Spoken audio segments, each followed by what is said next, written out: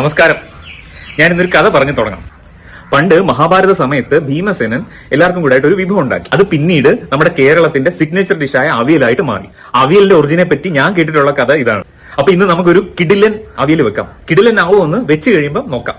കഴുകി വൃത്തിയാക്കിയിട്ട് ഒരേപോലെ മുറിച്ചെടുത്ത പച്ചക്കറികളെല്ലാം കൂടെ നമുക്ക് പാനിലേക്ക് ഇട്ട് കൊടുക്കാം. ഇനി കുറച്ച് മഞ്ഞപ്പൊടി ചേർത്ത് കൊടുക്കാം. ആവശ്യത്തിന് ഉപ്പും കുറച്ച് വെളിച്ചെണ്ണയും കുറച്ച് കറിവേപ്പിലയും കൂടി ഇട്ട് അടച്ചു വെച്ച് വേവിക്കാം. ഒട്ടും വെള്ളം ഒഴിച്ചു കൊടുക്കാതെ വെജിറ്റബിൾസ് അതിന്റെ എക്സ്ട്രാക്റ്റിൽ തന്നെ കിടന്ന് വെള്ളം ഒഴിക്കാതുകൊണ്ട് കരിഞ്ഞു പോകാതെ ശ്രദ്ധിക്കണം കേട്ടോ. ഇനി തേങ്ങയും ജീരകവും ചെറിയ ഉള്ളിയും പച്ചമുളകും കറിവേപ്പിലയും കൂടെ ഒന്ന് ചതച്ചെടുക്കാം. വെന്ത് വരുന്ന പച്ചക്കറിക്കകത്തോട് സ്വല്പം പുളിവെള്ളം ഒഴിച്ചു കൊടുക്കാം. പുളിക്ക് പകരം പച്ചമാങ്ങ ഉണ്ടെങ്കിൽ അത് ഉപയോഗിക്കാം. വെജിറ്റബിൾസ് ഒരുപാട് വെന്ത് കുഴയാതെ ശ്രദ്ധിക്കണം. ഇനി ഇതിലേക്ക് നമ്മൾ ചതച്ച് വെച്ച തേങ്ങ അരപ്പ് ചേർത്ത് അരപ്പ് മിക്സ് ചെയ്യാതെ തന്നെ കുറച്ച് നേരം കൂടെ നമുക്ക് അടച്ചു വെച്ച് വേവിച്ചു. അയ്യോ, സത്യമായിട്ട് ഭയങ്കര. ഇതിലേക്ക് ഒരു 2 സ്പൂൺ കട്ടത്തൈര് കൂടെ ചേർത്ത് കൊടുക്കാം. മുമ്പേ നമ്മൾ കുറച്ച് പുളി ചേർത്ത് കൊടുത്തുകൊണ്ട് തൈരിന്റെ പുളിക്ക് അനുസരിച്ച് ആവശ്യത്തിന് മാത്രമേ തൈര് ചേർക്കാവൂ, അല്ലെങ്കിൽ പുളി കൂടിപ്പോകും. ഇനി അവസാനമായിട്ട് കുറച്ചുകൂടെ വെളിച്ചെണ്ണയും കറിവേപ്പിലയും കൂടെ ചേർത്ത് കഷ്ണങ്ങൾ ഉടഞ്ഞു പോകാതെ എല്ലാം കൂടെ മിക്സ് ചെയ്തെടുക്കാം. അപ്പൊ സുഹൃത്തുക്കളെ, ഇതാണ് നമ്മുടെ അടിപൊളി കിടിലൻ